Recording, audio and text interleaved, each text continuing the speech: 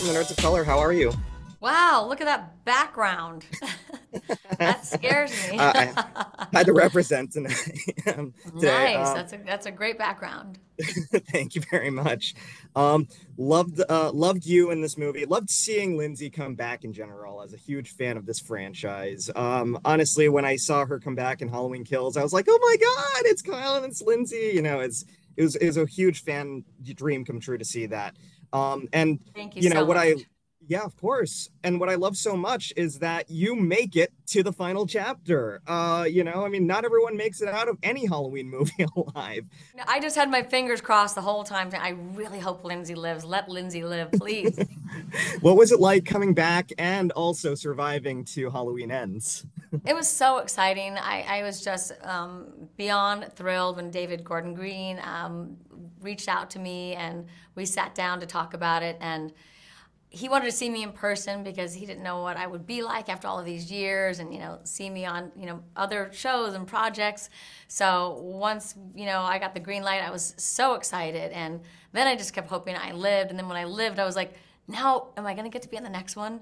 So I was fortunate that they ended up adding me into an already written script of Halloween Ends and letting me be a part of it. It's definitely a thrill for the fans of who've grown up knowing who Lindsay is and seeing you really go from there to here now.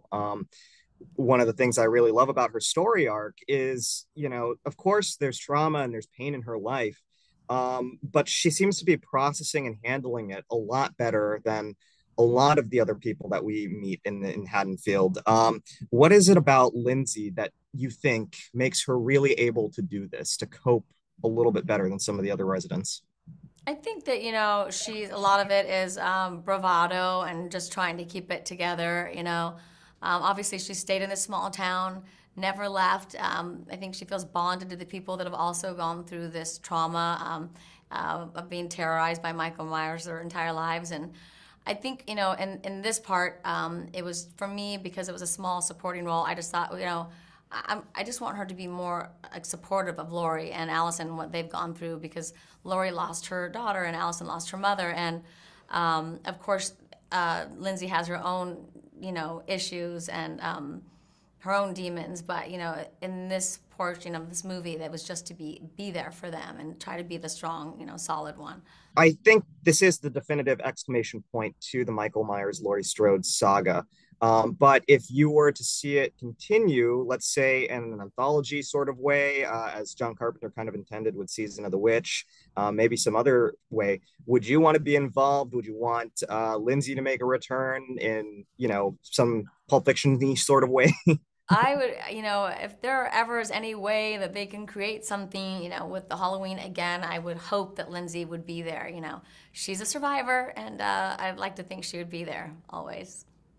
Awesome. And as a mega bartender, the best bartender working in Haddonfield, what is Lindsay's favorite drink and what is your favorite drink? Lindsay's favorite drink is whiskey, and my favorite drink is a margarita on the rocks, no salt. You're making me thirsty right now, honestly. I just want to say, Kyle, this has been an absolute honor. I can't wait for audiences to see Lindsay again, see you again up on that screen as part of this legacy franchise. And I can't wait for them to see the end. So That's thank so you so nice. much for everything. Thank you. Thank you so much for your time. Good. Hi, David. I'm Mike Manal from the Nerds of Color. How are you? Mike, what's up? There's a bad guy right behind you looking at you. I know it's just one of those things that you want to get rid of, but you just can't, you Oh, know. Mm. no. What are you going to do? I'm sure you have some experience in the matter. Got a little. Yeah, he's always creeping around behind me. I get used to it. A little bit, He's but my I guardian mean, angel. he does remind me to put on a sweater when it's cold out, so that's not so bad. Uh, I wanted to start by saying, starting in 2018, not only did you put your stamp on this legendary franchise, but you are putting the concluding stamp on this franchise as well, and that is huge. I have to ask, what was that like? Did you team up with John to talk about how things would play out, or were you and Danny and the rest of the team just like letting it rip? Yeah, well, Danny and I initially had an idea for what we wanted to do with the franchise and went to sit with John, met him for the first time. That was, of course, very intimidating and trying to get his blessing on our ambitions. And then when he kind of laughed and listened to us and asked us a few questions, and then he said, "Yeah, sounds cool. I'll be supportive of it." And then I said, "Will you do the music for the movie too?" And then I think that was a moment where he knew I was genuinely seeking collaboration and input from him, and not just the blessing of The Godfather, but also the involvement. So I learned a lot from him in music and otherwise. He'd read early drafts of the script and give me notes, and see early cuts and give me comments, and it was really valuable. Awesome. You shot this back to back with Halloween Kills, and in contrast, interestingly, to concluding this at the cliffhanger of that film, you set it 4 years later. And I wanted to ask, what went into that choice, and why was it important to the story to pick it up 4 years later as opposed to immediately after? Well, the first consideration is Laurie had a bunch of stab wounds in her stomach, so she couldn't get out there aggressively in any sort of realistic physical form. And so that's what motivated the idea to take it 4 years. And then we said, what if it's 4 years later? What has happened to the town of Haddonfield? And so thinking about the town and how it's been kind of emotionally corrupt from the massacre of 2018 felt like a really interesting environment to use as our backdrop. On that same note, which I absolutely love that you explore this theme of the nature and origins of evil and how society can really foster this. Can you talk about the origins of that specific theme and that idea when you were coming up with the story? And were there any events happening in the world today that maybe inspired that perspective? In terms of world events, I don't really, it's certainly nothing conscious, but I'm inevitably a sensitive person that writes in the world around me, the environment, the headlines. They may make their way into what I'm working on at that time because I kind of write from an emotional standpoint, but nothing overtly message heavy or conscious of that in a political nature.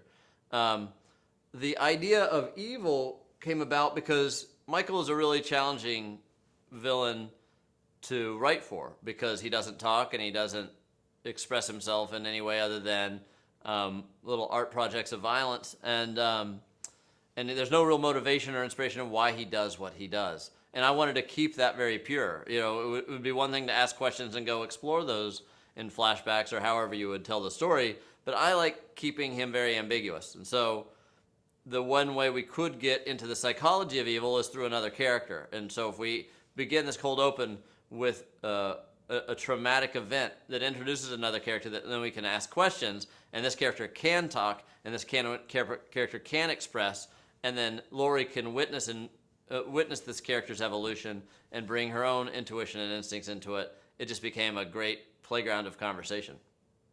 It really was a very terrific and ambitious idea to take Corey and do this. So well done. Thank you so much for all of this, David. I can't wait for people to see how it ends.